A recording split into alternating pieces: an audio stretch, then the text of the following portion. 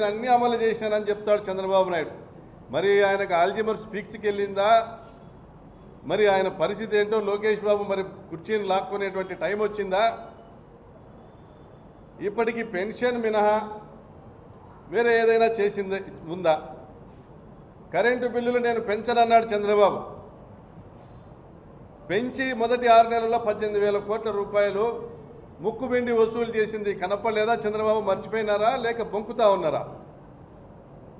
DSC పూర్తి చేశామంటారు, తొలి సంతకం మాత్రం చేశావు, నీ సంతకానికి విలువ లేదు. ఆ నోటిఫికేషన్ ఉందో ఊడిందో ఈరోజు కూడా నిరుద్యోగులు మోసం చేశాడంటున్నారు.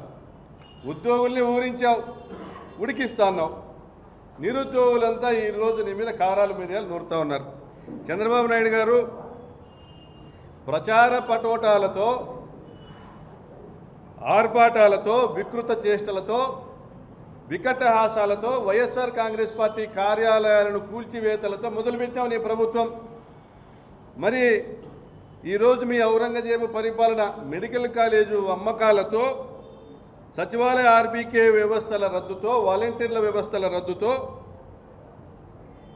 వెనుకబడిన ప్రాంతాల తాగు సాగునీటి ప్రాజెక్టుల రద్దుతో, మహిళా సాధికార వ్యవస్థను నిర్వీర్యం చేయడంతో, విద్యార్థుల భవిష్యత్తును చిదిమేస్తూ, ఉన్న ఉద్యోగాలు రద్దు చేస్తూ, నిరుద్యోగుల్ని మోసం చేస్తూ, మీరు వ్యవస్థలన్నింటినీ నాశనం చేసి ఈ రాష్ట్రంలో వ్యవస్థలన్నింటి కనపడటంలే. లా అండ్ ఆర్డర్ అనేటువంటి పదానికి అర్థమే తెలియని పరిస్థితుల్లో ప్రజల్ని నెట్టి పోలీసులను మీ గోర్ఖాలుగా వాడుకొని ఈరోజు ఒక అరాచక రాజ్యాన్ని, మీ రౌడీ రాజ్యాంగాన్ని ఏర్పాటు చేసి ఒక గూండా రాజ్యాన్ని ఏర్పాటు చేశారు రాష్ట్రంలో. పథకాలు అడిగితే గొంతు కోస్తారేమో, గొంతెత్తితే గొంతు కోస్తారేమో అనేటువంటి ఒక భయాన్ని కల్పించారు ఈరోజు రాష్ట్రంలో. వైఎస్ఆర్ కాంగ్రెస్ పార్టీ నాయకులను జైళ్లకు పంపి దాన్ని గొప్పలుగా చెప్పుకుంటా ఉన్నారు మహానాడులో. ఒక ఆయన ఎక్కడ పోయాడో తెలియదంటే, ఇంకొక ఆయన జైల్లో ఉన్నాడంటే, ఇంకొకరికి ఏమైందో తెలుసు కదా అంటున్నాడు. రెడ్ బుక్ గురించి గొప్పగా చెప్పుకుంటా ఉన్నాడు.